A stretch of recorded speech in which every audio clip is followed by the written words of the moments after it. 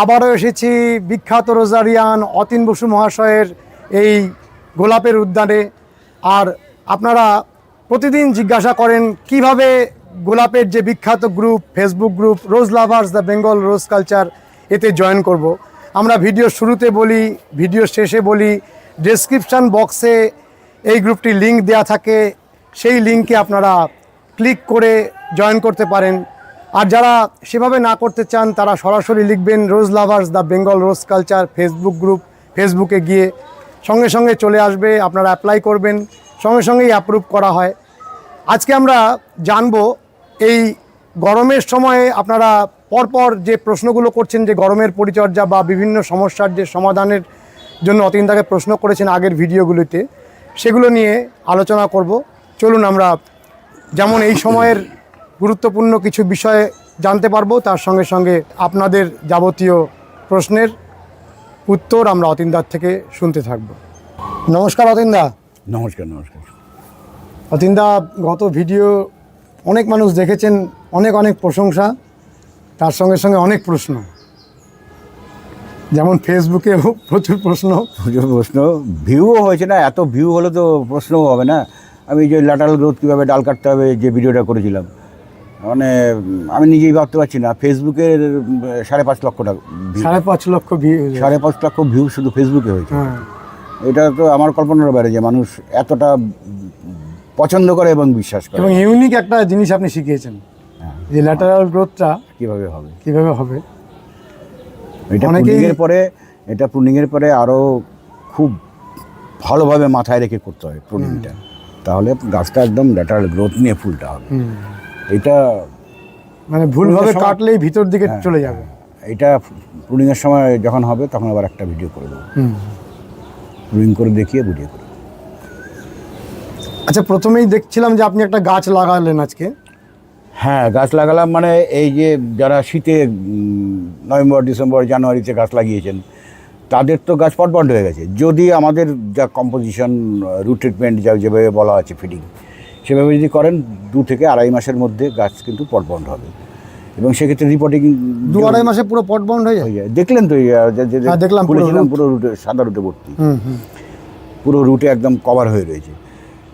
এইটা কিন্তু এই যে রিপোর্টিং, এই রিপোর্টিংটা ওইভাবে এই সময়ে বেশি দিন ফেলে রাখলে পরে এই গাছের গ্রোথ হবে না। পট বাউন্ড কন্ডিশনে কিন্তু কোনো ডাল হাইট নেবে না, এটাও কিন্তু একটা গুরুত্বপূর্ণ বিষয়।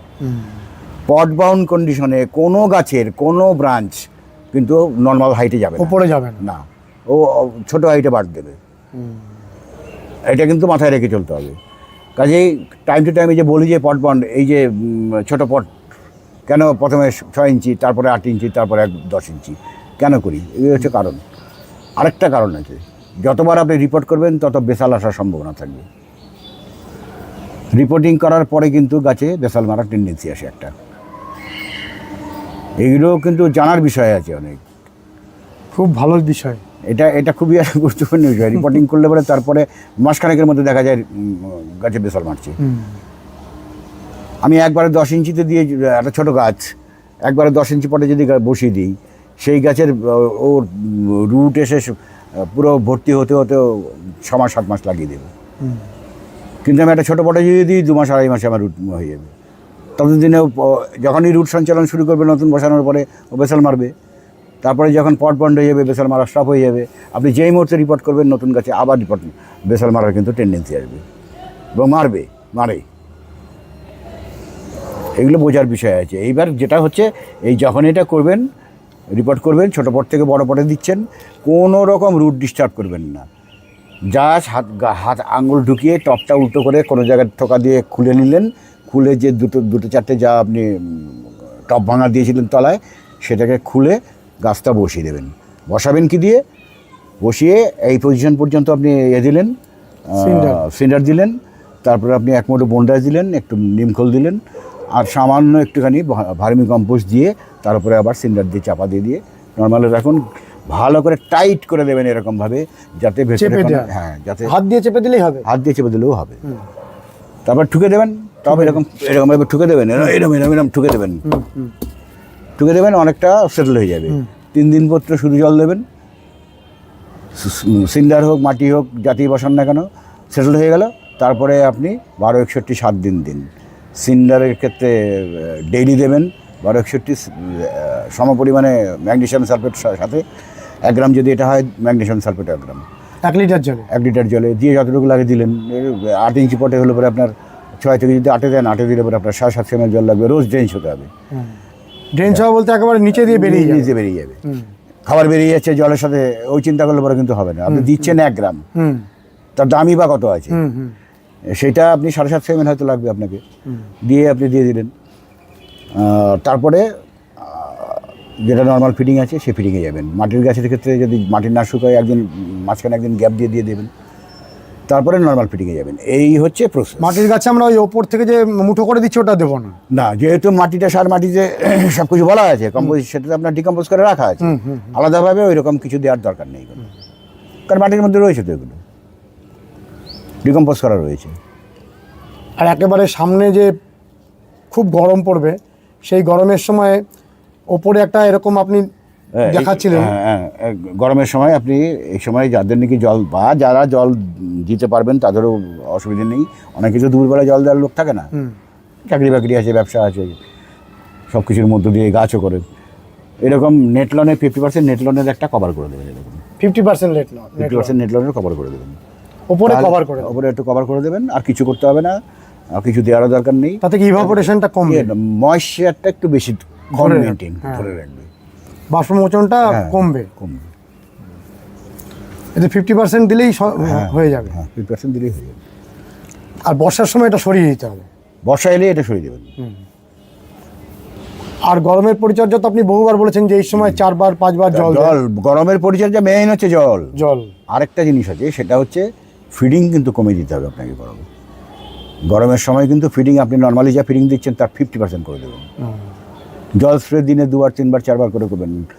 আর আরেকটা কথা বলে দিই, সেটা হচ্ছে যে আমি তখন রিমাইন্ড করিয়ে দেবো আবার, তবুও আবার অ্যাডভান্স বলে রাখছি, মনসুন ঢুকলো পরেই কিন্তু আপনি রাত বিকালের পরে আর জল স্প্রে করবেন না। তাতে ক্ষতি হয়ে যাবে। ক্ষতি হয়ে যাবে, ব্ল্যাক স্পট আসার সম্ভাবনা বেড়ে যাবে অনেক। তখন অতিরিক্ত এমনি ময়েশ্চার থাকবে, সুতরাং ওটা করবেন না। এই গরম মে জুন মাস পর্যন্ত, জুনের বর্ষা আসার আগে পর্যন্ত দিনে 3 বার 4 বার জল স্প্রে করুন। গোড়ায় যতবার দরকার হয় 2 বার 3 বার 4 বার, যার যেরকম মিডিয়া শুকোবে। এক এক জায়গায় এক এক রকম ক্লাইমেটিক কন্ডিশন, এক একজনের ছাদে এক এক রকম ক্লাইমেটিক কন্ডিশন। কারো ছাদে সকাল থেকে সন্ধ্যা পর্যন্ত রোদ থাকে, আবার কারো ছাদে 2 ঘন্টা 4 ঘন্টা রোদ থাকে। সুতরাং এগুলো ডিফার করে অনেক। এইগুলো বুঝে বুঝে কিন্তু আপনাকে জল দিতে হবে। আর ক্যালসিয়াম নাইট্রেট এই সময়? ক্যালসিয়াম নাইট্রেট একদম বন্ধ, একদম বন্ধ। গরমে পুরো বন্ধ, পুরো বন্ধ। আবার বর্ষায় স্টার্ট হবে, আমি বলে দেবো, রিমাইন্ড করে দেবো। তাহলে আমরা প্রশ্নগুলো পরপর দেখি। প্রিয়রঞ্জন মুখোপাধ্যায় বলেছেন, স্যার মাটির মিডিয়ায় আপনি 5 দিনের হিসাব বললেন, বাকি 2 দিনের জন্য আপনার কি কোনো সাজেশন আছে? বললে উপকৃত হব। মিক্সড ফুড কি মাটির মিডিয়াতে দেওয়া হবে না? মিক্সড ফুড তো মাটির মিডিয়ার জন্য নয়। মাটির মিডিয়া শুনুন, মিক্সড ফুড যে বলতে যেটা আমরা বানাই সেটাও তো একটা এনপিকে। 1340 তৈরিও তারাও কিন্তু এনপিকে। আমাদের মিক্সড ফুডের মধ্যে যেরকম এনপিকে আছে টোটাল মিক্স 1340 তেরোতেও এনপিকে আছে, 20-20-20তেও এনপিকে আছে, সমহারে সমান পরিমাণে, সেম পার্সেন্টেজে। তো এইবার আপনি মিক্সড ফুড যে বানানো যেটা, সেটা দেওয়ার দরকার নেই কোনো। আমরা যেটা বানাই সেটা তো সিঙ্গারের জন্য। কিন্তু দেখুন, এই মিক্সড ফুড তো আমরা আজ থেকে ব্যবহার করছি না, বহু পুরনো। এই 1340 13 বলুন, 20-20 বলুন, এগুলো অনেক পরে এসছে। মিক্সড ফুড দিয়েই প্রধানত গাছ হতো আগে। সুতরাং আলাদাভাবে করার দরকার নেই। আপনার সিন্ডারের কী নাম বললেন ভদ্রলোকের? প্রিয়রঞ্জন মুখোপাধ্যায়, সম্ভবত আমাদের গ্রুপের মেম্বার মনে হচ্ছে, যে আপনি পোস্ট করেন। আমাদের গ্রুপে যে মিক্সড ফুড বলা আছে সেটা শুধু সিন্ডারের জন্য। সেক্ষেত্রেও সিন্ডারের ক্ষেত্রেও 1340 13 মিক্সড ফুড আর 20-20 2 দিন করে। আর হচ্ছে আপনার সয়েল মিডিয়ার ক্ষেত্রে 1340 13 ম্যাগনেসিয়াম সালফেট 2 দিন, 20-20-20 ম্যাগনেসিয়াম সালফেট 2 দিন, 1 দিন হচ্ছে পটাশিয়াম নাইট্রেট, মানে 13-0-45। এই হচ্ছে। আর হাতে যেটা আছে তার জন্য ওয়েট করুন। পুডিংয়ের আমি আগে এই যে গ্যাপ কেন রেখেছি, তখন আমি চেষ্টা করে দেখব এই গ্যাপ কীভাবে পূরণ করা যায়। ওই জন্যই রাখা আছে। গিটার ফর এভরিওয়ান, ওই হিন্দিতে এবং ইংরাজিতে আপলোড করতে বলছেন। তারপরে সিন্ডার রাজেন্দ্র বলছেন যে please share rose media cinder preparation. Cinder preparation কি আলাদাভাবে কি বলবো? ঝুমা মালখান্ডি বলছেন যে দাদা ব্লাইন্ড শ্যুটের একটা ভিডিও দেবেন, বুঝতে পারছি না কিছু। ব্লাইন্ড শ্যুট তো এর আগে দেখিয়েছি তো কীভাবে ব্লাইন্ড শ্যুট কোনটা হয়। এই সময় তো ব্লাইন্ড শ্যুটের খুব একটা হবে না, হয় না, এটা হয় প্রুনিংয়ের পরে। এটা প্রুনিংয়ের সময় আমি দেখিয়ে দেবো আবার। এই সময় যেভাবে গাছ চলছে ব্লাইন্ড শ্যুট হলে পরেও আপনি ফিডিং চালু রাখুন, অটোমেটিক্যালি ব্লাইন্ড শ্যুট ছেড়ে যাবে। গ্রুপে এরকম বহু কোশ্চেন এসছে, বহু ঠিক হয়েছে, সেগুলো আবার গ্রুপে পোস্ট হয়েছে যে ব্লাইন্ড শ্যুট হয়েছিল, গ্রুপের অ্যাডভাইস মতো ব্লাইন্ড শ্যুট ছেড়ে এই বাট এসছে আবার। সুতরাং নর্মালি গ্রুপটা ফলো করে চলুন, গ্রুপটা ফলো করে চলুন, সব কিছু জানতে পারবেন। ময়েশ্চার মানে কম থাকলেও ব্লাইন্ড শ্যুট হয়, নানান কারণে হয়, নানান কারণে। রুট ব্লাইন্ড শ্যুটটা জেনারেলি প্রুনিংয়ের পর হয়। ঠিকমতো রুট আসেনি, প্রুনিং করে দিয়েছে, প্রুনিংয়ে গাছ রেডি হয়েছে কিনা প্রুনিংয়ের জন্য তার তো সিমটম আছে, সেগুলো তো অনেক বলা আছে, সেগুলো কেউ মেনটেন করছে না, কেটে দিল, গাছ রেডি হয়নি, সেক্ষেত্রে ব্লাইন্ড শ্যুট হবে। আর ব্লাইন্ড শ্যুট যদি ডাইব্যাক না করে তো ব্লাইন্ড শ্যুট অবধারিত, ডাইব্যাকও করে ও থেকে, মানে সেই ক্ষেত্রে গাছ রেডি হয়নি, রুট রেডি হয়নি, আপনি এ করে দিলেন, গাছে কোনো পাতা নেই, কিছু নেই, ডাল কেটে দিলেন, সেক্ষেত্রে আপনার ডাইব্যাক হবে। ফার্স্ট চান্স হচ্ছে ডাইব্যাক হওয়ার। যদি ডাইব্যাক থেকে কোনো রকমভাবে বেঁচেও যায় তাহলে আপনার ব্লাইন্ড শ্যুটের না থাকলে পরে গাছ খাবারটা নেবে করতে গেলে। গোল্ড ফিশ অ্যান্ড গার্ডেন বলেছেন অসাধারণ। রিনা জি উনি বলছেন যে মিক্স ফুডটা একটু বলতে পারবেন তাহলে খুব ভালো হতো। অনেকবার বলা আছে, তবুও আরেকবার বলে দিচ্ছি। মিক্স ফুড হচ্ছে আমরা যেটা মিক্স ফুড গ্রুপে রেকমেন্ড করে রেখেছি, অ্যামোনিয়াম সালফেট 30 গ্রাম, সুপার ফসফেট 20 গ্রাম, পটাশিয়াম নাইট্রেট যেটা 1345 20 গ্রাম, ম্যাগনেশিয়াম সালফেট 15 গ্রাম, জিঙ্ক সালফেট 3 গ্রাম, অ্যাগ্রোমিন ম্যাক্স বা মোবোমিন 3 গ্রাম। ঝুমা মালখান্ডি বলছেন যে স্যার এই গরমে গোলাপ গাছকে কিভাবে বাঁচাবো আর কি পরিচর্যা করব? জলটা ঠিকমতো দিন, গরমে যেটা বললাম, জলটা ঠিকমতো আপনার ছাদের কন্ডিশন অনুযায়ী কতক্ষণ রোদ পড়ে, কতক্ষণ সময় লাগে মিডিয়া শুকোতে, এইটা বুঝে বুঝে আপনাকে জল দিতে হবে। আর গরমের ফিডিংটা কিন্তু কমিয়ে দেবেন। স্বপন চৌধুরী বলছেন দাদা গোলাপ গাছের ডাল কাটবো কোন মাসে? ডাল কাটবেন প্রুনিংয়ের সময় কাটবেন, নভেম্বর মাসে কাটবেন, এখন তো ডাল কাটার কোনো প্রশ্ন নেই। এখন কোনো ডাল কাটার প্রশ্ন নেই। যদি কোনো একটা ডাল মানে অবিন্যস্তভাবে বাড়ে তার সেটাও কি কাটা যাবে? এই গরমের মধ্যে শুনুন, ডাল কাটলে এবারে তো সাইড দিয়ে ডাল বেরোবে, সেটা কিন্তু এই গরমে বেরোনোর চান্স কম। ঠান্ডার ওয়েদার না হলে পরে হবে না, লাভ হবে না কোনো। তাহলে শুধু ছেড়ে দেওয়া, এখন ছেড়ে দেওয়া ছাড়া কোনো উপায় নেই। রাজা বিশ্বাস বলছেন দাদা আমি নতুন গাছ বসিয়েছি মাটির মিডিয়াতে, আমি মিক্সড খাবার দিই, এখন আপনি আমাকে বলুন কতদিন পর পর দেবো মিক্সড খাবার? মাটির গাছের ক্ষেত্রে মিক্স খাবার না দিয়ে আপনি 13 দিন ম্যাগনেশিয়াম সালফেট দিন, তাতে ভালো রেজাল্ট হবে। 13 ম্যাগনেশিয়াম সালফেট কতবার করে বারবার করে বলা হচ্ছে, গ্রুপে খুব সুন্দর গাছ করছে মাটিতে মিডিয়াতে যারা করছে। তো 13 20 আর পটাশিয়াম নাইট্রেট, এই 3টে ফিডিংয়ের উপরে গাছ করুন, মিক্স ফুডের থেকে অনেক বেটার রেজাল্ট হবে। তানবীর বলছেন দাদা ডাইব্যাক ঠিক করার ভিডিওটার লিঙ্কটা একটু দেবেন প্লিজ। ডাইব্যাক ঠিক করার ভিডিওর লিঙ্ক চাইছেন? এগুলো অনেকে দেখতে হবে, গ্রুপ ওগুলো অনেক ভিডিও আছে, 50-60খানা বোধহয় ভিডিও বেশি আছে হয়তো তার থেকে। 45 লক্ষ লোক ভিডিও দেখেছে, সাধারণ ব্যাপার নাকি? ফেসবুকে 15 লক্ষ লোক ভিডিও দেখেছে। না আমাদের পক্ষেই খোঁজা মুশকিল এখন, সত্যি কথা বলতে। সে তো ঠিকই। কোন ভিডিওতে কী বলা হয়েছে? 3 মার্চ স্বপন চৌধুরী বলছেন দাদা আজ 3 মার্চ 2026, গোলাপের ডাল এবং শিকড় কাটবো কবে? ডাল কাটা এবং শিকড় কাটা দুটো একসঙ্গে কখনোই হবে না। আপনাকে শিকড় বড় গাছ হলে পরে আপনার তো রিপোর্টিংয়ের টাইম ফেব্রুয়ারি মার্চ অনেকবার বলা আছে, দেখানোও আছে কীভাবে রিপোর্টিং হবে, গ্রুপেই আছে, গ্রুপে ফিচার সেকশনে দেওয়া আছে, ওইভাবে করে নিন, ইউটিউবে রয়েছে। সোনালী আচার্য বলছেন যে 13-0-45 কীভাবে ব্যবহার করব?